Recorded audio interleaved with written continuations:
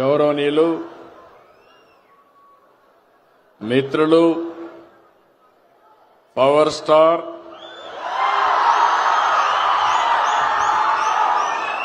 గౌరవ deputy CM Pawan Kalyan గారు,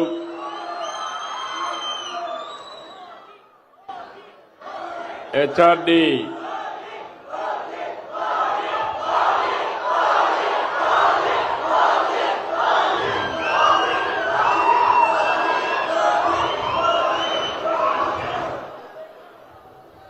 గౌరవ సహచర మంత్రివర్గ సభ్యులు, హ్యూమన్ రిసోర్స్ డెవలప్మెంట్ శాఖ మంత్రి, యువకుడు, ఉత్సాహవంతుడు శ్రీ లోకేష్ గారు, రాష్ట్ర బీజేపీ అధ్యక్షులు గౌరవనీయులు పిఎన్వి మాధవ్ గారు,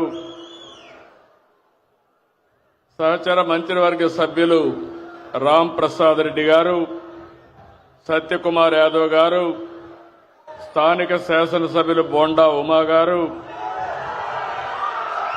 విజయవాడ పార్లమెంట్ సభ్యులు కేశినేని శివనాథ్ గారు, ఈరోజు ఈ కార్యక్రమంలో భాగస్వాములైనటువంటి ఆడబిడ్డ బెనిఫిషరీ లలిత గారు, ఇంకొక పక్కన ఇంకొక బెనిఫిషరీ శ్రీనివాసరావు గారు, ఈ కార్యక్రమాన్ని సమర్థవంతంగా నిర్వహించినటువంటి కృష్ణబాబు గారు, గౌరవ శాసనసభ్యులు శ్రీనివాస్ గారు, కలెక్టర్ లక్ష్మీషా గారు, అందరికంటే ప్రత్యేకంగా ఆటో డ్రైవర్లందరికీ పేరు పేరున మీ అందరికీ అభినందనలు, శుభాభినందనలు.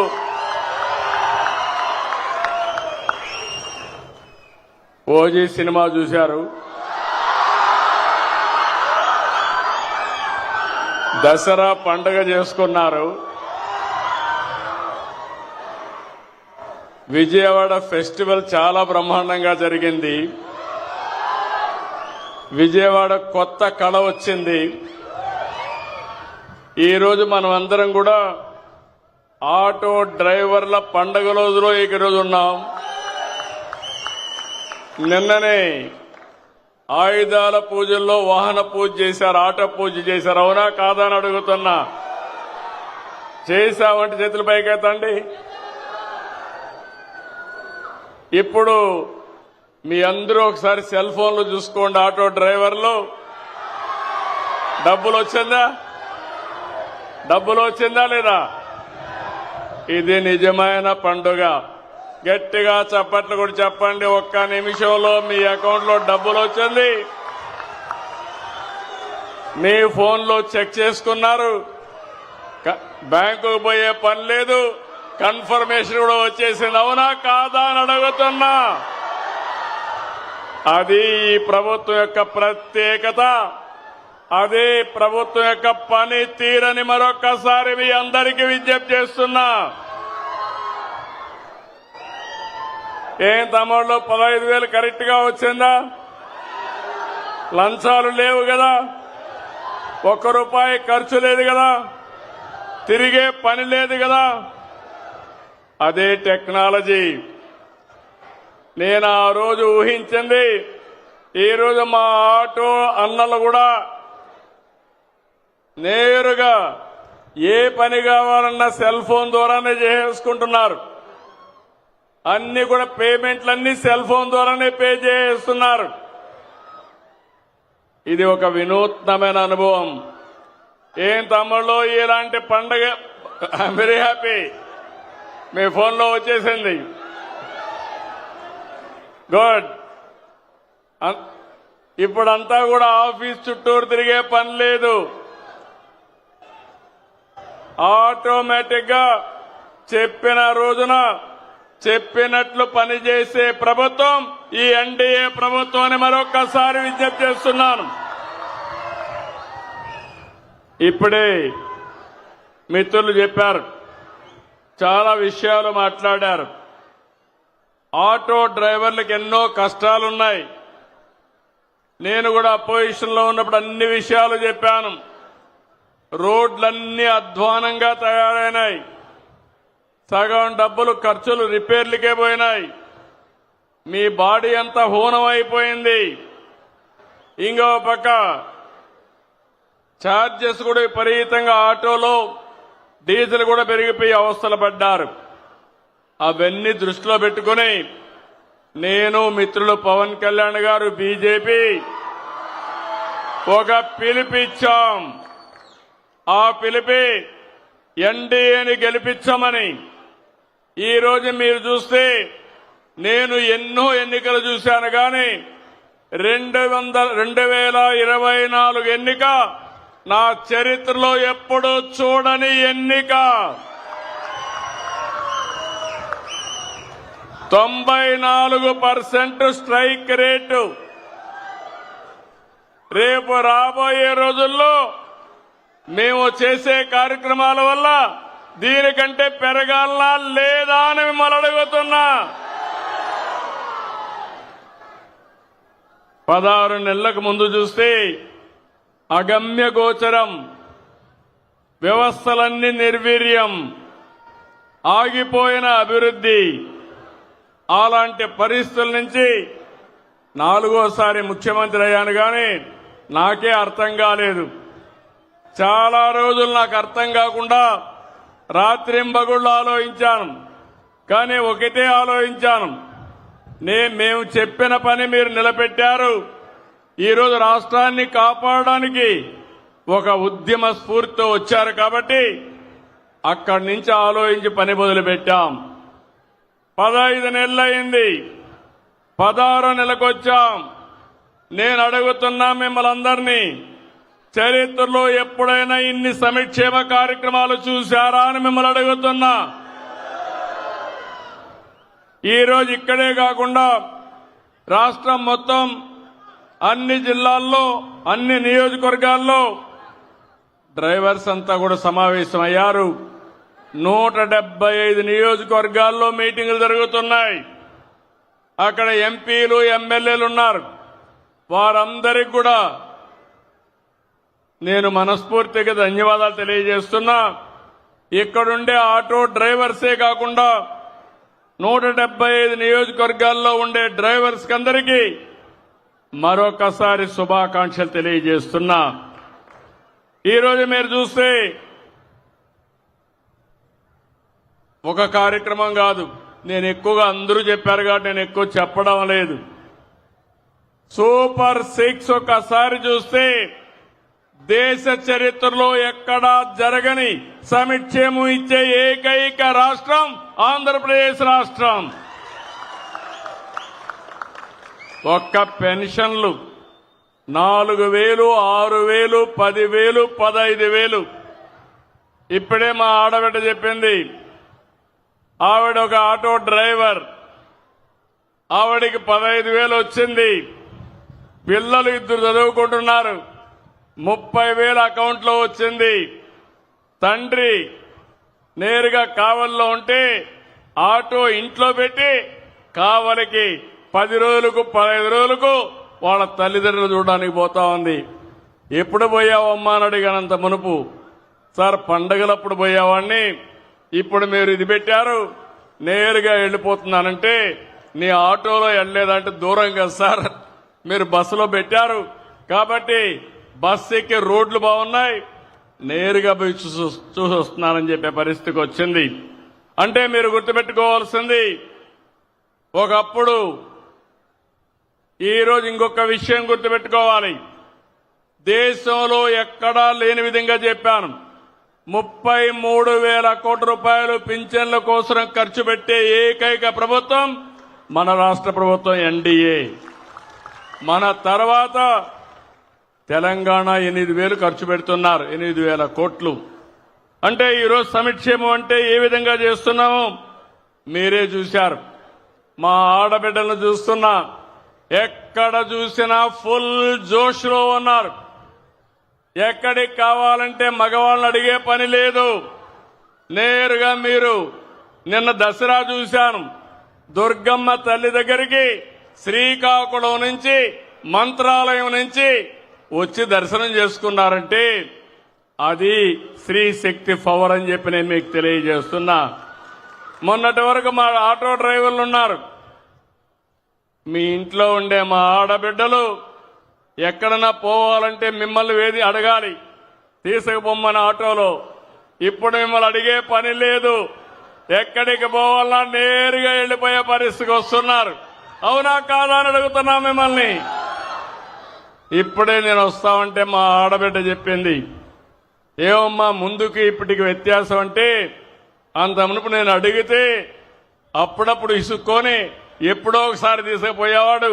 ఇప్పుడు నాకేం అవసరం లేదు, నేను ఎప్పుడు కావాలంటే అప్పుడు ఉచిత ప్రయాణ సౌకర్యం ఆర్టీసీ బస్సులో పోతానని మా ఆడబిడ్డ చెప్పిందంటే, అది ఈ ప్రభుత్వం మీకు ఇచ్చినటువంటి స్వేచ్ఛ అని మరొక్కసారి మీ అందరికీ విజ్ఞప్తి చేస్తున్నా.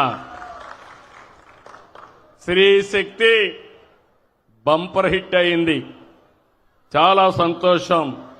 మా ఆడబిడ్డలకి ఒకప్పుడు సిలిండర్లు ఉచితంగా ఇప్పించాం. ఇప్పుడు మళ్ళీ మీ అందరికీ చూస్తే 3 సిలిండర్లు ఉచితంగా ఇస్తున్నాం. ఇవన్నీ కూడా మీరు ఒక్కసారి గుర్తుపెట్టుకున్నప్పుడు, నేను ఒక్క సెక్షనే కాదు, ఈరోజు ఇక్కడుండే ఆర్టీసీ డ్రైవర్లలో 15,000 వేసాం.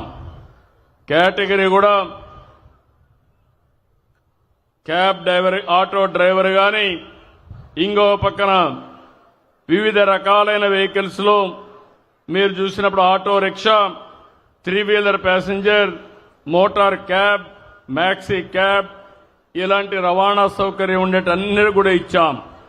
ఇందులో మీరు చూసినప్పుడు 2,90,669 మందికి ఆన్లైన్లో డబ్బులు పడ్డాయి.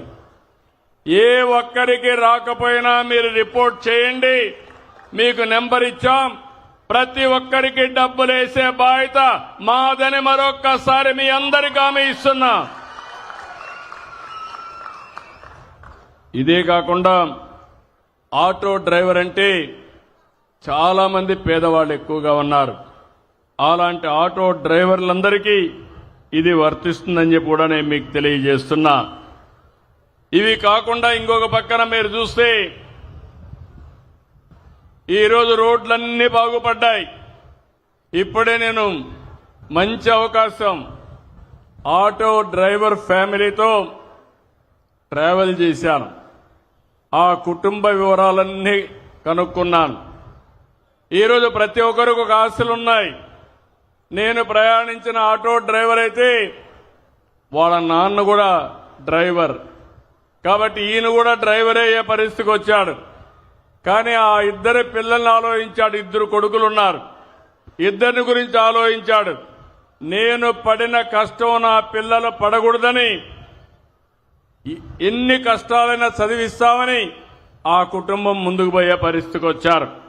వాళ్ళని ఒకసారి ఇక్కడికి రమ్మంటున్నా, ఒక ఆదర్శం ఈ కుటుంబం. రండి, ఇక్కడ అందరూ 4 రండి. ఈ కుటుంబం ఒక ఆదర్శం. రండి, పైకి రండి.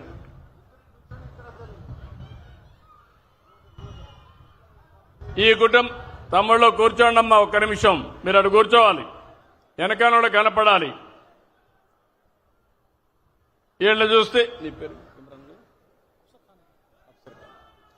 అఫ్సర్ ఖాన్ చూస్తే ఈరోజు ఆయన భార్య, ఆయన కష్టపడి 2 పిల్లల్ని బ్రహ్మాండంగా చదివిస్తున్నారు. ఒక పక్క పెద్ద కొడుకైతే మొన్ననే ఇంజనీరింగ్ చదువుతున్నాడు, ఎలక్ట్రికల్ ఇంజనీరింగ్ ఆయన చదువుకునే పరిస్థితికి వచ్చాడు. ఇంకో పక్క చిన్న బాబు అయితే ఇంటర్మీడియట్ చదువుతున్నాడు.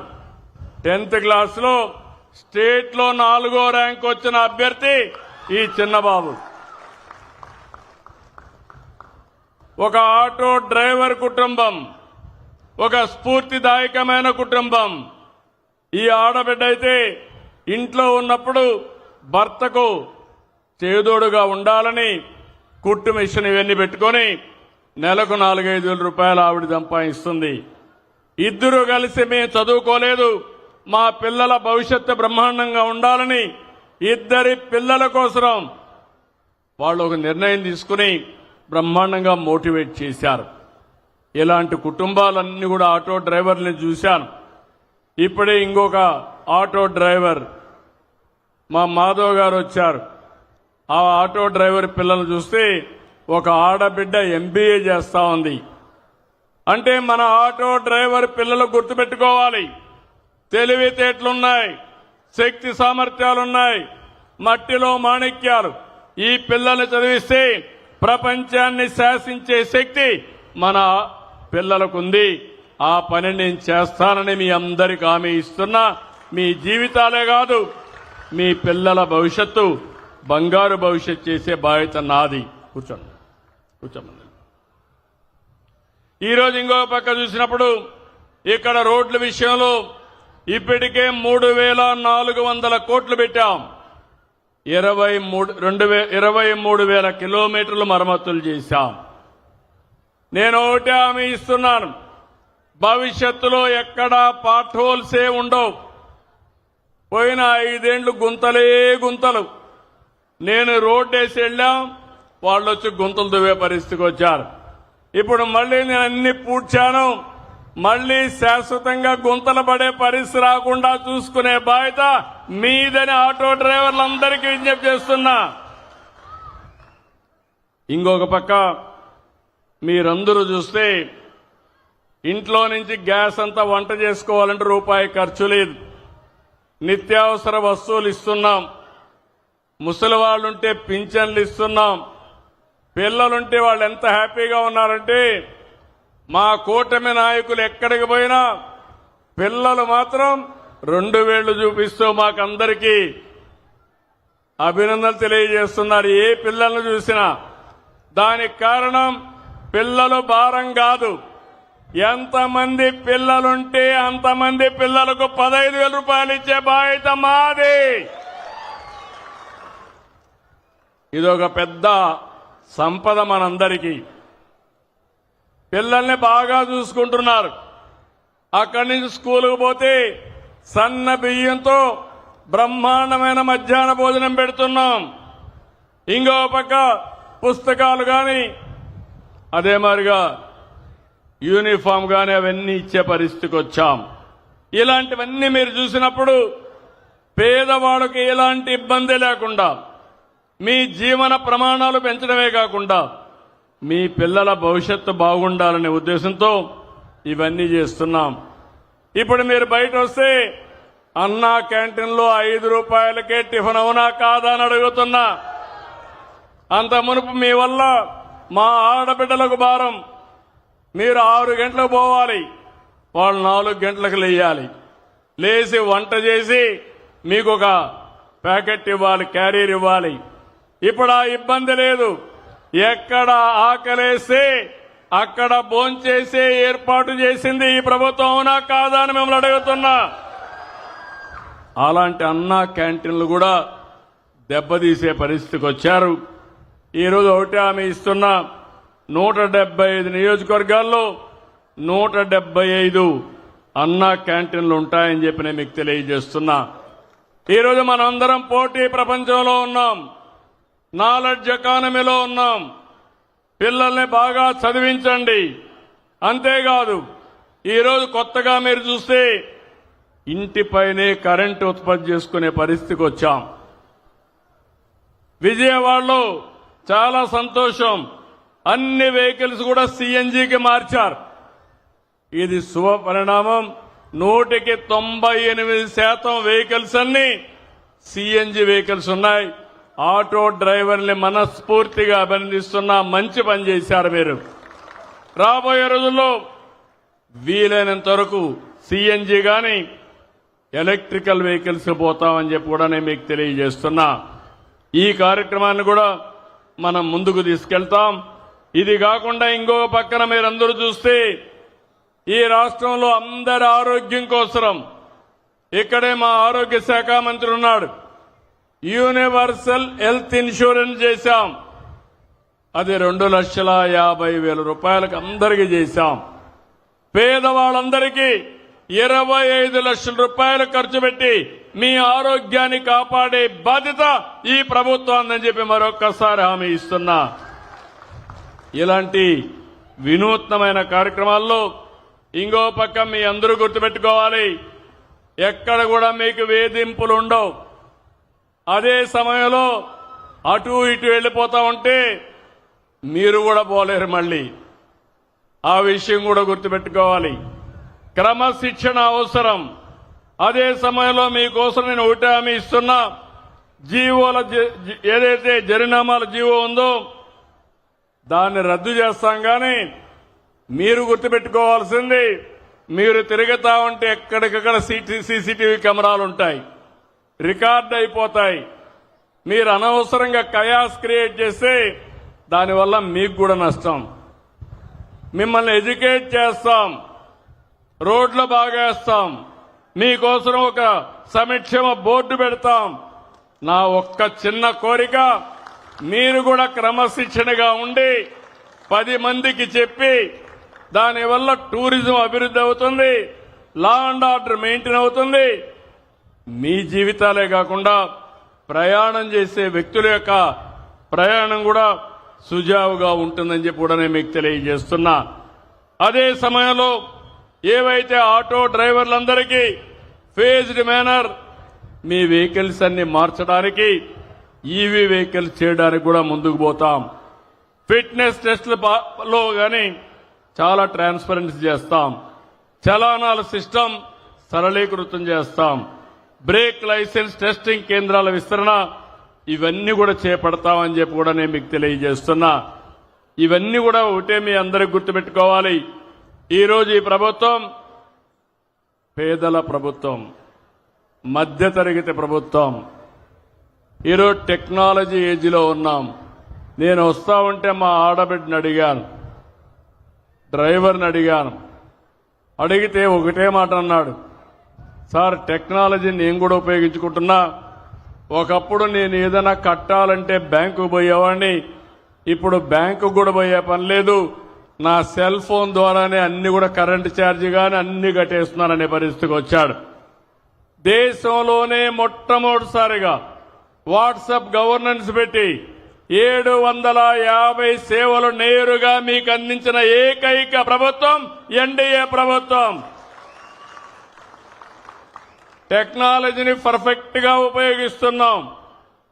పేదవాళ్ల కోసం ఉపయోగిస్తున్నాం, ప్రజల కోసం ఉపయోగిస్తున్నాం, సంపద సృష్టించడానికి ఉపయోగిస్తున్నాం.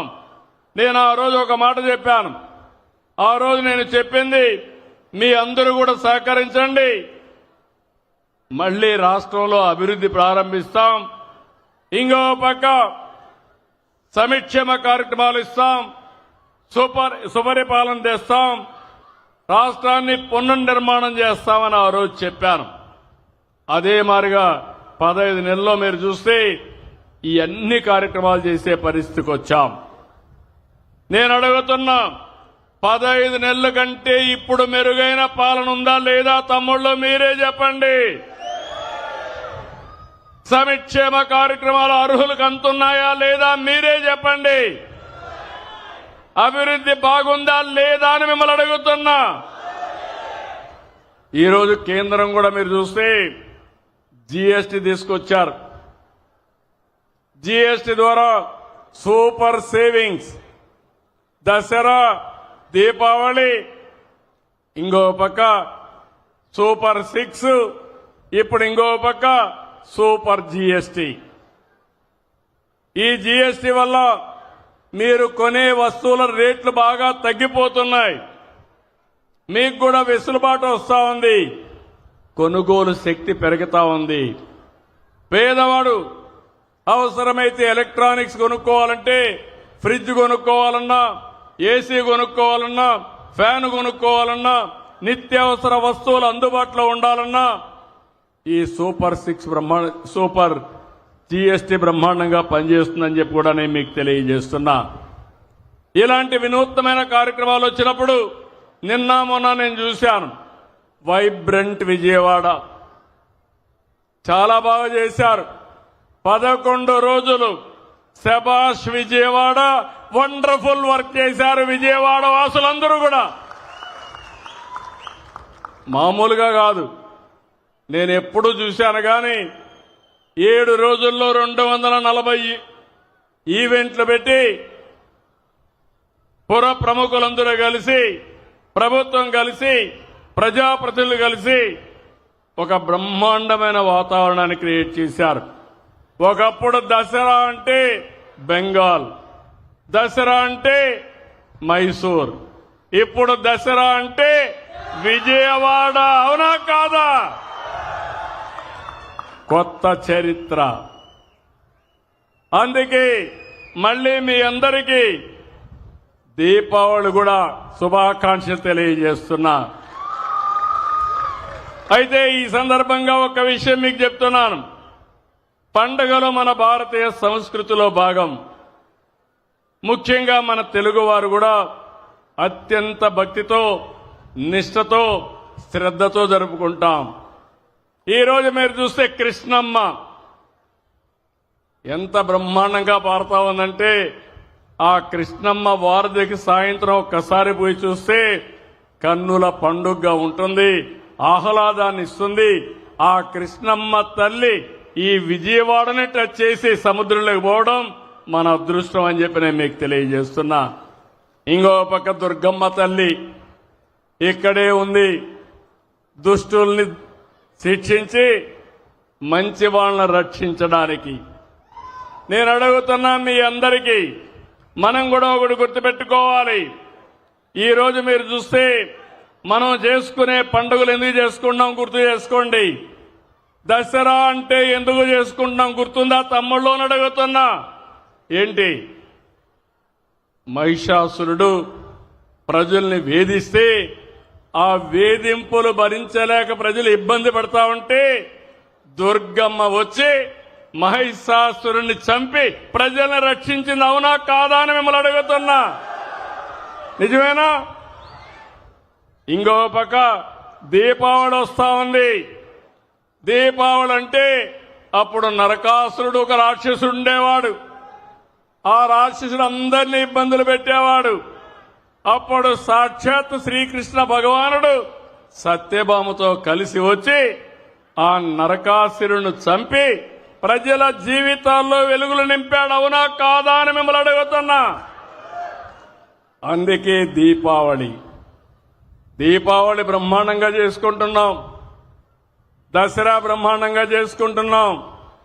దీంట్లో ఒక మెసేజ్ ఉంది. దుష్టుల్ని ఎట్టి పరిస్థితుల్లో ఉపేక్షించకూడదని నేను అడుగుతున్నా. ఇప్పుడు మిమ్మల్ని అందరినీ 2004లో ఏం తమ్ముళ్ళు ఎవరన్నా నవ్వే పరిస్థితిలో ఉన్నారా ఈ రాష్ట్రంలో? పండుగలు చేసుకునే పరిస్థితిలో ఉన్నారా ఈ రాష్ట్రంలో? ఆటో డ్రైవర్లు స్వేచ్ఛ ఉందా ఈ సమయంలో? మీటింగులు పెడితే పరదాలు కట్టుకొని వచ్చేవాళ్ళు. మేము జల్సాగా 11 కిలోమీటర్లు ఆటో ఎక్కి నేరుగా ఇక్కడికి వచ్చాం. ఎప్పుడన్నా చూశారా ఇలాంటి సంఘటన మీరు? ఇంకో పక్క ఇక్కడ మీటింగ్ పెడితే పారిపోతారని గోతులు దువ్వేవాళ్ళు, కందకాలు తీసేవాళ్ళు. అన్నీ పోయినాయి. రాష్ట్రం విధ్వంస పాలైంది. నా జీవితంలో చాలా మంది వ్యక్తులను చూశాను కానీ మొన్న చూసిన విధ్వంసం నా జీవితంలో చూడలేదని చెప్పి కూడా నేను మీకు తెలియజేస్తున్నా. 1-2 కాదు, నాసి రకం మద్యం, పేదవాళ్లకు దక్కవలసినటువంటి ఇసుక, పేదవాళ్లకు ఇవ్వాల్సిన ఇంట్లో కూడా, ఇంటి జాగాల్లో కూడా బొక్కేసే పరిస్థితికి వచ్చారు. ఎక్కడ చూసినా ఇష్టారాజ్యంగా జరిగింది. అందుకే నేను మిమ్మల్ని అడుగుతున్నా, ఇలాంటి దుర్మార్గులు రాజకీయాలకు పనికొస్తారా తమ్ముళ్ళు అని మిమ్మల్ని అడుగుతున్నా. మీరు అప్రమత్తంగా ఉండాలా లేదని అడుగుతున్నా. మీకు ఇచ్చిన దసరా సందేశాన్ని గుర్తుపెట్టుకుంటారా అని మిమ్మల్ని అడుగుతున్నా. దీపావళి గుర్తుపెట్టుకుంటారని మిమ్మల్ని అడుగుతున్నా. మళ్ళా ఈ రాష్ట్రంలో ఇలాంటి దుష్ట శక్తులు రాకుండా, మళ్ళా మనకు చెడు జరగకుండా మనం కాపాడుకోవాల్సిన అవసరం ఉంది. అదే చరిత్ర నేర్పిన పాఠం, అదే మనకు వారసత్వంగా వచ్చే పండగలని చెప్పి నేను మీకు తెలియజేస్తున్నా. ఈరోజు మిమ్మల్ని కోరేది, ఎక్కడికక్కడ వైకుంఠ పాడి వద్దు. మన వాళ్ళకు ఒకటి ఉంది, అన్నీ ఇచ్చిన తర్వాత ఆలోచిస్తారు. అన్నీ ఇచ్చారు, ఇంకొకటి వస్తే ఏదో ఇస్తాడని. ఏమి ఇవ్వడు, ఉండే అన్ని పీకేస్తాడు.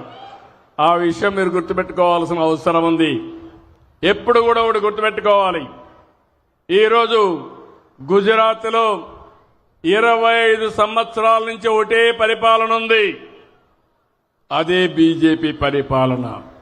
అందుకే బీజేపీ గుజరాత్ చూస్తే అన్ని రంగాలలో నెంబర్ 1 గా ఉందంటే దానికి కారణం సుస్థిరమైన పాలన, 25 ఏళ్లు కంటిన్యూగా ఉండే పాలన అని చెప్పి నేను మీకు తెలియజేస్తున్నా.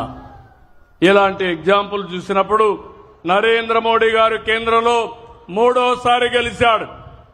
ఈరోజు మనం కూడా గుర్తుపెట్టుకోవాల్సింది డబల్ ఇంజన్ సర్కార్. మీ అందరికీ ఎక్కడ లేని బెనిఫిట్ వస్తున్నాయి. ఈ కష్టకాలంలో కేంద్రంలో బీజేపీ ఎన్డీఏ ఉంది కాబట్టి, రాష్ట్రంలో ఎన్డీఏ ఉంది కాబట్టి, ఇక్కడ నేను గాని పవన్ కళ్యాణ్ గారు గాని బీజేపీ గాని సమర్థవంతంగా పనిచేస్తున్నాం కాబట్టి కష్టాలు తీరాయి, మంచి భవిష్యత్తు వచ్చే పరిస్థితి వచ్చింది. ఇది గుర్తుపెట్టుకోమని మిమ్మల్ని కోరుకుంటూ మరొక్కసారి ఆటో డ్రైవర్లకు అందరికీ హామీ ఇస్తున్నా. ఈరోజు ఇంకొక పక్కన మీరు చూస్తే ఊబర్ ఉంది, ర్యాపిడో ఉంది. మీకు నష్టం జరిగేది సరైన సమయంలో అవి మనం తీసేయలేం. కానీ ఈ డ్రైవర్లందరికీ ఒకటే హామీ ఇస్తున్నా, ఈ 2,90,000 మందికి నేను మీ అందరికీ అవసరం ఒక యాప్ తయారు చేస్తాం, మీకు నేరుగా బుకింగ్లు వచ్చేట్టుగా చేస్తాం. 3వ యాప్ మీకు వస్తుంది.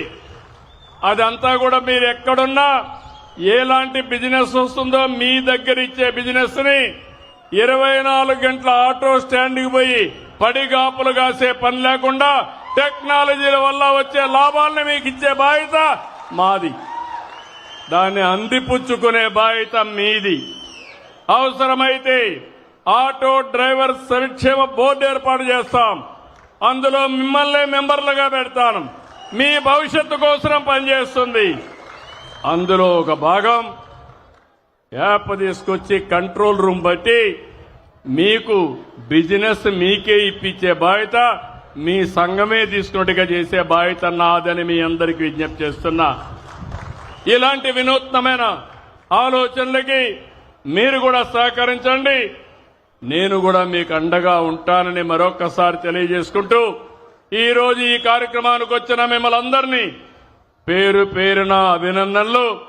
ఆటో డ్రైవర్లకు ఒకటే విజ్ఞప్తి, మీరు ఆటో ఎక్కినప్పుడు మీకు మంచి చేసిన ప్రభుత్వం గురించి 10 మంది ప్రయాణికులకు చెప్పండి. అది చెప్పి మీరు ముందుకు తీసుకెళ్ళండి. మీ భవిష్యత్తు బంగారు భవిష్యత్తు చేసే బాధ్యత, మీ పిల్లల భవిష్యత్తు బంగారు భవిష్యత్తు చేసే బాధ్యత, ఇండ్లు లేని ప్రతి ఒక్కరికి ఇండ్లు కట్టించే బాధ్యత మాదని మీ అందరికీ హామీ ఇస్తూ సెలవు తీసుకుంటున్నా. మళ్ళీ ఒకసారి విజ్ఞప్తి చేస్తున్నా, హ్యాపీ దీపావళి. పండగలే పండగల